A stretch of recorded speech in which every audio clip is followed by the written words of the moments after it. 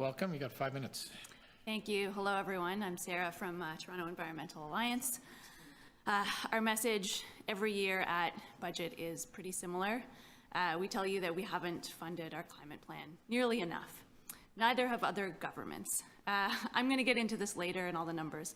But first, I need to acknowledge that this inaction and chronic underfunding means that things are going to get pretty scary on the climate side for our city. Our city's not built for the climate that we are going to face in the coming decades. And that brings me to my first suggestion for this budget. That's to invest in a plan to protect people now and in the future from heat, from flooding, and from extreme weather. And that means affordable, stable housing. That's one of the biggest climate resilience measures that this city can invest in. And that's why we support expanding funding for programs like MURA, which you've heard about from a lot of deputants today, for the high-rise program as well, on top of a whole lot of other critical programs. Investing in affordable housing programs can also make these buildings more climate safe, cut emissions from buildings, which is a goal that the city is behind on. And it's essentially a win-win-win-win-win-win-win, creates a lot of jobs. I could go on. Protecting people also means investing in shelter space and emergency beds where people can get warm all winter, accessible 24-hour spaces where people can get cool during a heat wave. Criminalizing homelessness kills people now, and as our climate changes, it will kill far more people. We've been working with tenants and high-rises at T on what to do about heat waves. The city can do a lot more, we know this now, to reach these communities with support and with emergency response. There are people who live on the 20th floor of a high-rise building who sweat through 40-degree weather and can't cool off at night. They're told they can go a 20-minute walk away to cool off, only within certain business hours. Many are seniors or have mobility issues, and they don't go. They sit out front of their building under a concrete overhang because that's the shade available, and it's cooler than inside. When it's 40 degrees for the whole summer, which we know it will be eventually, we need a better heat emergency plan, and we need to start investing in it now. We also need to acknowledge that our parks are respite spaces for many people, both housed and unhoused. People go there to cool off, and we're gonna rely on them way more when our summers become one long heat wave. We're happy to see investments in extending the season for park washrooms and water fountains. This is a start. We'd also like to see them winterized and made accessible. This budget actually makes cuts to funding for increasing our tree canopy and to maintaining it. In 10 years, we are going to regret that, since we need a lot more shade to protect people as Toronto gets hotter. Letting go of the 40% tree canopy target right now in a climate crisis is not a good idea. Again, it takes time for trees to grow.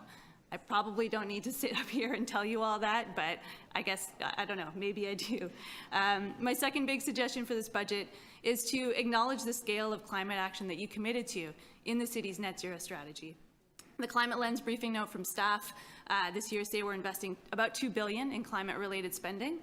The math behind the city's own climate plan says we need to spend more like $8 to $10 billion every single year to get this plan sufficiently funded and going. These two numbers clearly don't match, so we need a better plan to fix this. The answer I keep hearing is, well, we need help from other levels of government. While this is true, I'm not seeing evidence that this conversation on funding for the climate crisis is happening in a serious way.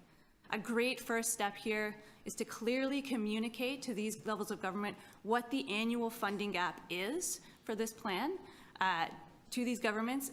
And another suggestion is Toronto bringing its own climate funding tools to the table to build a foundation for asking other governments to step up and help fund this. So here's an opportunity to do this. The city's climate plan hinges on transit becoming bigger and better and eventually free by 2040. It's in there. And through the chair to the mayor's office to consider for the budget that you're putting together for February 1st, the proposal to cut TTC services and increase fares will destroy Toronto's climate plan.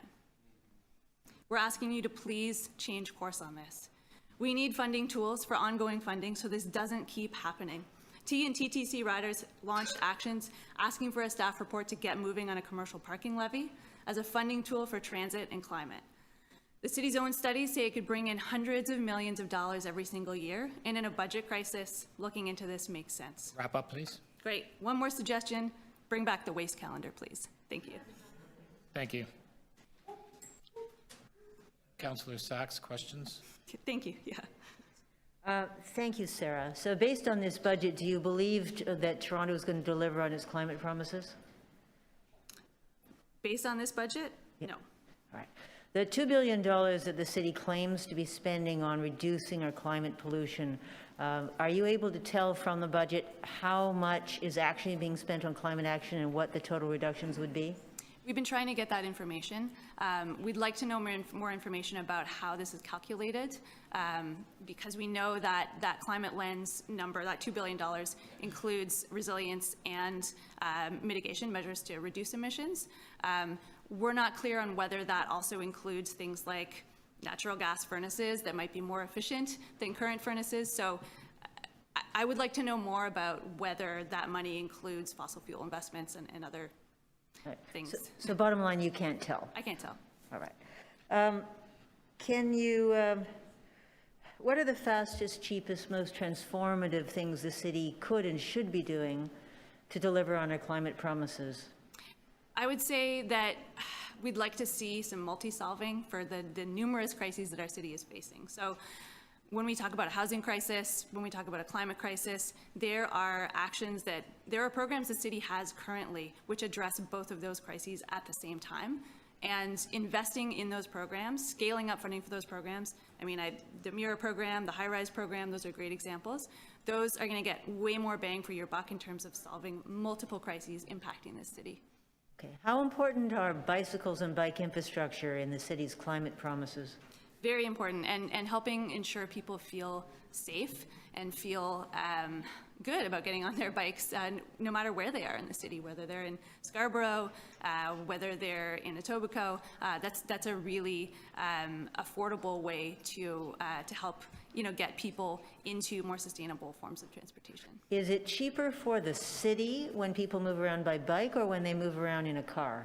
It's much cheaper when they move around by bike. There's simply a smaller amount of road space and infrastructure to maintain, and the cost of dealing with climate change also should be considered here.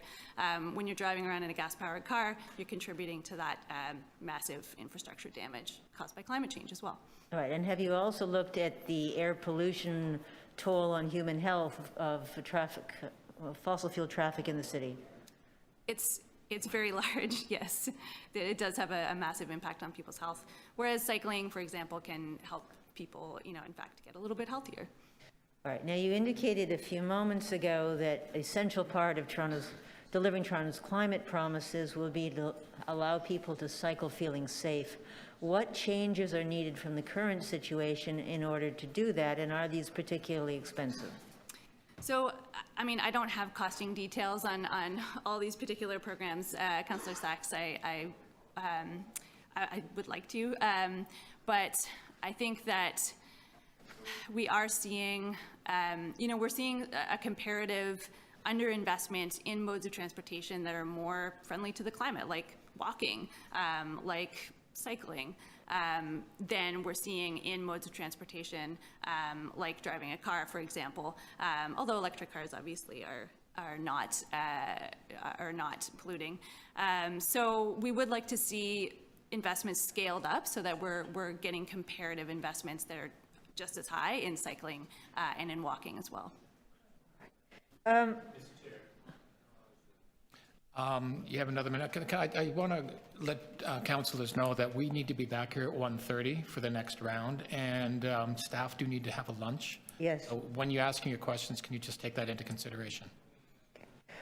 One last question then. You mentioned parking levies. Other than providing revenue to support the TTC, what other benefits would parking levies have on Toronto's climate promises? I mean, I'll just say there's a lot of other things we can do with precious urban space than park cars in it. So we can build more housing.